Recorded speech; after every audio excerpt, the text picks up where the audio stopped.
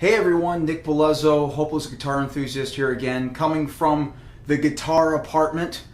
And my living room is full of cases and guitars. I can barely fit them in here. Because today I'm going to show you my current guitar collection. And I'll be honest, I was a little reluctant to make this video because I didn't want to like advertise my gear and be like braggadocious, but there's plenty of guitar collection videos, so I figure what the heck, I'll show you what I got and what I'm into. And it's kind of like looking at someone's music collection. You get an idea of their personality and who they are, and I feel the same about the guitars that people own. And it twofold gives me an opportunity to document everything that I have, because even though I'm very proud of my guitars, I love my guitars, I like having a variety of them, I've decided recently to pretty much sell almost all of them. Gives me a chance to show you what I got before I thin the herd, so to speak, and share the stories and show some of the features of the guitars that I have. So let's get to it. First, so this one's just a cheapo Fender DG7 acoustic made in Indonesia. Piece of crap. It's like my campfire guitar. Decent little cheapo guitar, but it's my only acoustic. Next is an Xavier XV880, and this one's also made in Indonesia. I bet you all these guitars I'm going to show you right here are made in the same plant, but this is kind of from like a dinky style. I bet you this is made right alongside Jackson's, Ibanez's, Dean's. And the reason why I got this guitar, I was playing in a blues band, but we did this Halloween show where we did the first set as a blues band, and then the second set we played 70s and 80s hard rock and hair metal, and we were called Middle Rage, and then we did a third set of 90s stuff, and I needed like a shredder hard rock guitar, so I got this. This is sold through Guitar Fetish, GFS, guitarfetish.com. It's like an import guitar parts warehouse direct to the public. It is really nice. It's got the crunchy Fat Pat upgrade Alnico pickups in there, 24 frets, licensed Floyd Rose, double locking trem, tilt back head, and they even dress the frets. And I have to say, this is a really high quality import guitar that I put up against any other name brand one that's probably built right in the same plant, I'm assuming. And I paid like $180 for this. So pretty cool there. This next one, also made in Indonesia, is a Squire 51 model. And the story behind this one was I bought it in, it's like 2005. I bought it in 2006, and I was planning on going to school, and I was in Sam Ash Music to buy like some pro audio gear, and I was waiting to talk to my buddy, and I was checking out guitars, and I fell in love with this 97 Paul Reed Smith Custom 22 in green, and I had to have that guitar, and it was a new guitar. It was in the chain for like 10 years, and my buddy Joe LaCosta, if he's still out there, hi Joe, he cut me a deal on the PRS, and I said to myself, okay, I'm going to sell my entire guitar collection. This PRS is my nice guitar that I'm going to keep at home. It was the most money I've ever spent on a guitar up until that point. I thought I was nuts, and I said I'm going to pay it off, and I'm going to sell all my other guitars, but I need to have a cheapo guitar to take to college. So for $90, and I think it was like $100 with tax, I bought this Squire, which is actually really nice. And unfortunately, I didn't know what I was doing, but I beat it up and I fake relicked it, and doesn't look convincing at all. And it's got even a tappable humbucker and just a 3-way rotary switch, and real nice figuring quilt on the maple. And what's interesting is, Fender did remake this in like a Mexican-made version for a lot more money. But I've seen these Squires go for $400 in good condition, which is crazy. But the funny thing is, I didn't end up selling the PRS. I took this guitar, the PRS, and I didn't sell any of my guitars, and took them all to college with me. I made my poor dad drive the U-Haul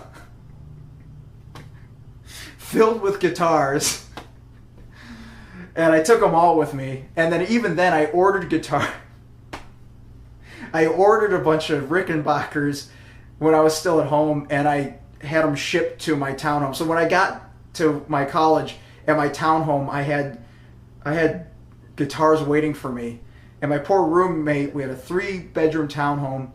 1 bedroom was a recording studio, and we had this huge walk-in closet, and it was just nothing but my guitars. The pain that guitars has caused people in my life, So this one, it's kind of cool, the story about guitars. My good buddy Ryan, his girlfriend at the time, she was in this apartment, and her neighbor knocked on her door one day and was like, I gotta move to Canada, like on short notice, I gotta get rid of stuff, I know your boyfriend plays guitar, I have these 2 basses. So he gave her a 5-string and a 4-string bass, yeah, just an Ibanez Geo Sound Gear bass. I think it's a Sound Gear, yeah. And again, made in Indonesia. I bet you this is made in the same, like Samick used to make all the Korean-made guitars for all the different companies. I bet you all these guitars I'm showing you are probably made in the same exact damn plant. And I got this for free. And I just sold a standard jazz bass, so it was nice to get, I didn't put those stickers are on there, except the Starbucks Guns and Coffee. I thought that was funny. So I got a bass, so thanks Ryan and his girlfriend for giving that to me. So this guitar, again, nothing to write home about, but I remember I had like a half day at work, and my buddy did too. We met for like a late lunch, and we ended up having a few beers. So I was kind of drunk, and I was by the music store, so I figured, it'd be good to go by the music store when you're a little hammered. And they had like 2 of these Squire, white Squire Jazzmasters used, and like a new one, and they cut me a deal, skin at Sam Ash, $160. So I was like, $160, I'll take it. So I bought it drunk, which, by the way, don't drink and drive and don't buy gear drunk. I don't condone it. It's just weird because I've played a lot of vintage Jazzmasters. I played, newer ones, Mexican made, Japanese, American vintage, and this is the nicest Jazzmaster I've ever played. The neck shape, the feel, the look. It's nothing special, but I love this Jazzmaster, and I put the white witch hat knobs on there. I'm carving, there's no strings on it, I'm carving a bone nut for it right now, and I'm putting a Mustang bridge on there, so I'm doing some upgrades to it. But this is like my go-to demoing and playing around the house guitar, so I absolutely love this. Again, made in Indonesia. I bet you it's made in the same plant that those other guitars I showed you were made. So that brings it to this guitar, which again, I never was really into Floyd Roses or Super Strats or Humbucker Strats, but I was doing another show and I needed kind of like a backup guitar, kind of a versatile guitar that I can play on gigs. And I traded a Korg MS-2000B guitar straight up for this, but this is a 2012 Fender Blacktop Strat. And it was used and it was modded before I got to it, but it's got a licensed Floyd Rose in there. And I had that sticker for like 15 years, so Homer on there. I'm a huge Simpsons fan. I put on these green knobs, and the previous owner tried to put like one of those momentary off switches on there, but this is actually, he didn't realize that, he didn't get around to doing it, but I wired it. It's a momentary on switch. So when I turned it on, it would go on when I press it in and it'd turn off, so I had to unwire it.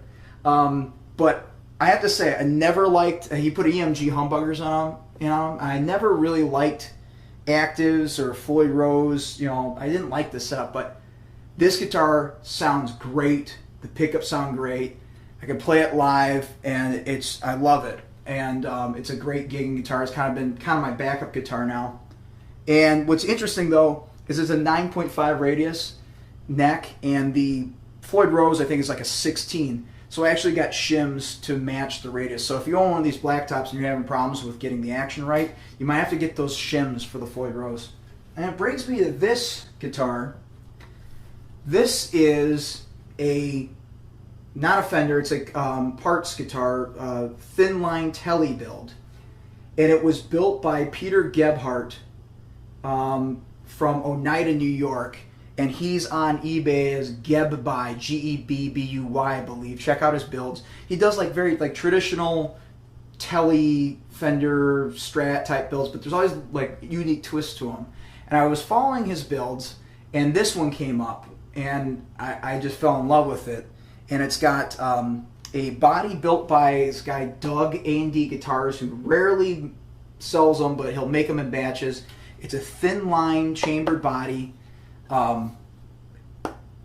chambered alder, finished in like that 60s kind of honey blonde, and then natural on the top, and it's a spruce top, and kind of a more modern bridge with the 6 G&L barrel saddles, tortoise pickguard, and it's got a Warmoth neck, and it's a big beefy V profile like a 51 Nocaster. It's a 1 inch thick all the way through. Brazilian or Mexican Kingwood fretboard and the compound radius, and kind of like these Mustang tuners here, and super high grade bird's eye maple. And despite what everyone says about figure necks, this is one of the most stable necks of all time. Also, it weighs under 6 pounds. It's super light. And this, when I was in my blues band, we would play 3 sets, 3+ hours a night. I could have this on my shoulder all night, and it was awesome to play. I played the crap out of it. It needs a fret file, needs nut shimmed or a new nut, and also. As I mentioned before, I'm a huge Simpsons fan, like classic era Simpsons fan, so I have written on here, I call it the Spruce Moose. And if you're a Simpsons fan, you remember that episode where they parody Howard Hughes with Mr. Burns, where he buys the casino, and he's held up, he's a germaphobe, and he's in this apartment, and he makes this model airplane called the Spruce Moose, and threatens Smithers by gunpoint to say, I said, hop in. And so I call this the Spruce Moose, even though I don't really name my guitars, but it's been a conversation piece. I love it. Check out Peter's builds. Interesting story. He was part of the Oneida Silverware factory, that the family who had that silverware company. And it kind of went belly up after 9/11 because they had all the airplane accounts and they lost all that business after 9/11. So he's just been in the historical house in Oneida, New York, building guitars. So, and he helped me on some of my early builds, so thank you, Peter. And I do love this thing. Here's a guitar that, if you see one of my videos, I demonstrate this like tropical turquoise Strat that I put together. I traded for this, which is a 2012 Fender 60th anniversary Telebration Empress Tele. Now, I'm not going to blame the guy. When the trade was presented to me, I asked everything about, okay, is everything okay with the guitar? And everything was great, and then I found out the hard way. As you can see, I don't have any of the hardware or the strings on here, that the truss rod, the dual flex truss rod, was maxed out. And I know how to operate a truss rod. I just gently put my wrench in there and made a light twist, and the ball end snapped off. And actually, my buddy Brian and I chiseled out the walnut plug, and we still have the ball head stuck in there. So we're currently restoring the neck and putting a new nut, walnut plug, and a new truss rod in there. But really light, under 6 pounds, Empress wood, kind of in this honey burst Alnico 3 pickups. I only got to play it once before the truss rod thing broke, and it's been a year, so I'm really eager to get this up and running again. But cool guitar, cool looking, nice lightweight to it. This one I'm proud of. This is one that I built. It's basically a Tele type build, finished in shoreline gold, nitrocellulose lacquer with a matching headstock.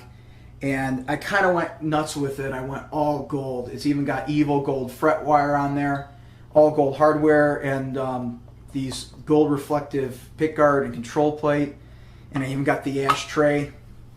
The pickups are wound by Dogtown Custom.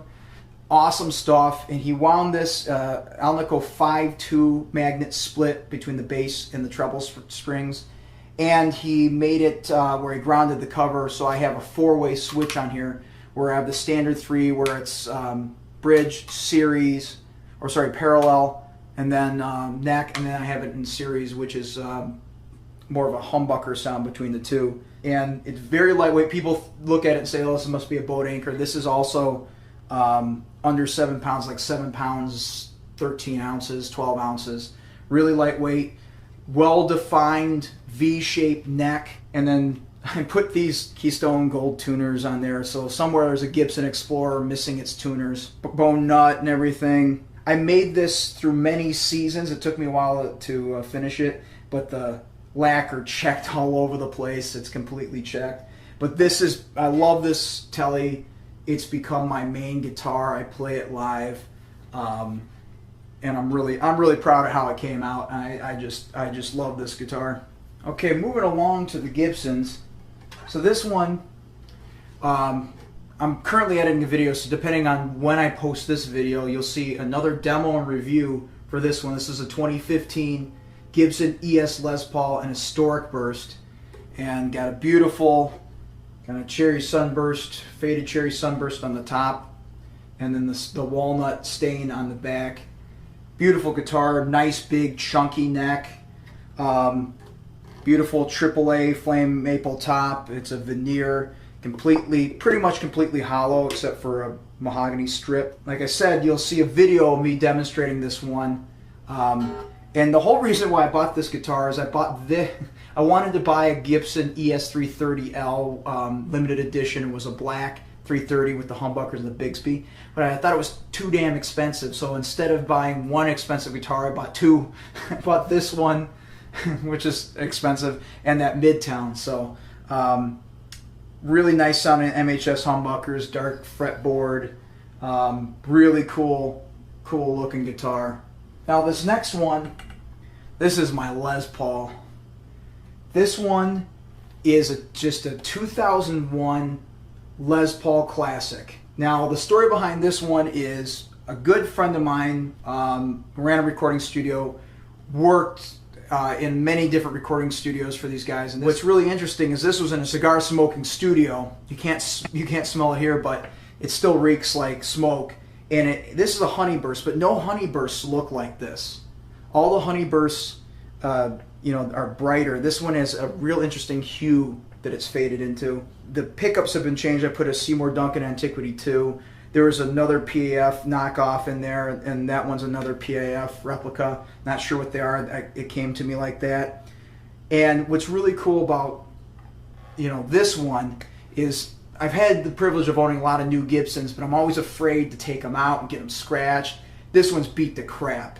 I mean, there's tons of belt buckle rash on the back there. There's a huge hunk of mahogany taken out of the side. Plenty of nicks and dings and scrapes, so I'm not worried about taking this guitar out. Like I said before, I don't really name my guitars, and I don't refer to them by names, but I would name this one Jane for Plain Jane because she's a complete plain top. There's like no figuring in the maple. It's all straight grain maple. There's no figuring on there. But nice weight, 8.5 pounds. Absolutely love it. I might not be able to sell this one. This is my Les Paul. I personally think it looks so cool. I'm afraid that Jimmy Page is going to knock on my door one day and ask for his Les Paul back. Here's another guitar that I'm really sentimental about. I was working at Sam Ash at the time. I was like 19 years old. I was a huge Who fan, like classic rock fan, and I really wanted that Pete Townsend Model SG, the custom shop, and then a couple years later they did a standard run. So this is a 2001 Gibson Pete Townsend SG in cherry satin, and I bought this new in 2002 when I worked at the store, and I remember I took out like almost all the money in my savings account to buy this. It was the most money I spent on a guitar. This is like the first expensive guitar that I bought with my own money, and I've had it ever since. I've traded it a couple times briefly, and then I got it right back. It's always come back to me. Completely stock, no modifications. Even has Pete Townsend's signature on the back of the headstock as with on the case liner. And I've even had a Tone Pros on this at one time with adjustable saddles, but even though you can't intonate it as well with the wraparound, the lightning bolt, I love the way it plays and sounds and feels with the wraparound. And a really special guitar, a sentimental guitar. I've had it for so long. It's time to part ways with it because it just sits in its case though. I'll regret it, but I can always buy it back some other time, I'm sure. So that one I've always been very fond of. Another guitar I'm very fond of is this one. It says it's a 98, but I'm going to call it a 1999 Stevie Ray Vaughan Signature Stratocaster. And at this time, I got this like my sophomore or junior year in high school, and I was a huge Stevie Ray Vaughan fan. He got me really into the blues. I really wanted like a vintage style Strat, and I wanted the Stevie. It has a big beefy neck shape, which I love. And my mom actually bought this for me, which, you know, that's a pretty nice gift. This is a pricey guitar, relatively pricey guitar. To get that as like a junior in high school, I got it in October '99, so I think it was like a junior in high school, and I was just thrilled. This was my main guitar for many years. I've had it modified, I had a fret file done, and then I had it drilled for an 11 hole, so I've had all sorts of different pickups and pick guards in here. I even broke off one of the trem arms in the block, replaced the block, and I played it so much I wore out the frets after the fret file. And Rick Kramer of Kramer Guitars in North Aurora, Illinois, he did a stainless steel fret job on this thing, medium jumbo frets that's just beautiful. And he was actually really excited because he said he'd never done a stainless steel job on like a vintage style Strat. So it's, besides the frets and the trem block, it's back to stock. And thank you, Mom. This was, you know, I really love this guitar. I love the gesture. I probably am going to sell this one as well. But it's the memories and the thoughts that count on this. But always been a special guitar. Always loved that one. So here's another one that's very special. A very good friend of the family, Mike, who is kind of my guitar guru. I knew he had this guitar for years, and I kind of lusted over it as a young kid when I was just starting to play. My dad and him worked out a thing where he said he'd buy this guitar from him to keep it in the family. So technically it's not my guitar, it's my dad's. It usually stays with my dad, but he kind of got it for me to play. And to see that it stayed in the family, and it's a 1977 Hardtail Olympic white Strat. And Mike's a big smoker, and he exposed it to light and smoke quite regularly. And of course it turned like this butterscotch. And most of the colors from this like late 70s, all of them turned like this yellow hue. So this one was totally Olympic white. It's butterscotch now. He actually worked for MDS, which was the first licensed Fender parts dealer back then, back in the day. And like in 1981, as soon as they came out with the white hardware, he put the white plastic on there, and I put the original black pickguard back on there. And he bought this from DJ's Music. Despite most of the Strats from that era, this thing weighs under 7 pounds. It's like 6 pounds, 12 ounces, something like that. Really dark fretboard. It's as dark as it was the day he bought it. He said it's always been that dark. It's even been signed. He wiped it away, but it's been signed by Dick Dale, and he let the UV rays kind of imprint it, and he wiped it off, so it's still imprinted. The Dick Dale signed it in '95. Really cool guitar. Really skinny neck shape, so I don't play it a lot. I want to do a neck swap on it with the 79 Strat that I like, that my buddy has. But it's cool to keep it in the family and to have a guitar, you know, a vintage of sorts. But it's cool to have a old Strat around, even if a 77 is still cool. So as I was editing this video together, I realized I didn't share the first guitar I ever got. My dad bought this for me in 1995. It's an Ibanez RG40 starter guitar. And it didn't look like this, of course. So the story behind this was my dad took me to Music City in Villa Park, Illinois. It's long gone. And I vaguely remember wanting like a Fender Strat of some sort, and but he was hell-bent on getting a guitar that day, and he didn't know anything, and I didn't know anything either, really. So this Ibanez was close enough. So I got this Ibanez and a Crate 15-watt practice amp, and we drove away, and I remember we were going down the road, and he stopped, and he turned around, and he said, "Wait a second," and he comes back in from the store and hands me the whammy bar and says, "This is the whammy bar. Don't use this until you know what you're doing. Talk to Mike. Don't screw up your guitar." I mean, he didn't know what he was talking about, but neither did I, so I didn't know what it was. So we took home the Ibanez, and it was black with a white pickguard, hummed single, Ibanez logo on the headstock, of course. And then a few years later, my buddy John Carlisle and I, hey John, if you're out there, I haven't seen you in a while, how you doing? between like my freshman and sophomore year on summer vacation, I think he got the idea we should strip down that black Ibanez and stain it a nice walnut brown or something. That'd be a cool project. And I was like, yeah, it sounds good. Well, we spent like 2 weeks sanding down this like thick catalyzed finish. It was like a half an inch thinner than it was with the paint on it. And as young guys, we didn't realize that a cheap imported guitar that was painted might not have the best wood underneath it. So when we finally got all the black paint off of it, we found out this is made of plywood. And I just counted, there's almost 30 plies in this guitar. If you think a one-piece body sounds good, imagine what a 30-piece body sounds like. So if you have one of these cheapo Ibanez painted guitars, it's made of plywood. But we went ahead as planned, and we stained it the walnut brown in it, and I painted the pickguard black, and it looks pretty bad. So I stopped playing it, and I ended up fake smashing it a lot. I would duct tape the neck on, and I would, if I played live or for as a joke at home, I would smash the guitar, and eventually I compromised its structural integrity, and there's various pieces of it in bins now, and I hung it on my wall, and I started to have in my recording studio, bands sign it like this is a band Face Value. I can't remember who was in the band, but they all signed it. They're nice guys. But they signed the guitar, and then my friends started signing it, so I think my buddy Dave Peck signed it here.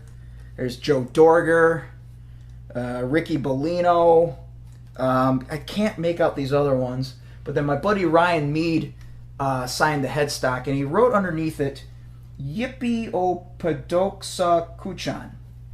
And I asked him, what does that mean? And he said, I don't know, I just wanted to write a bunch of letters. But then I did some research and found out that it was actually an ancient Aztec wise man who wanted to prove that your sense of self or your soul was not a part of your physical body.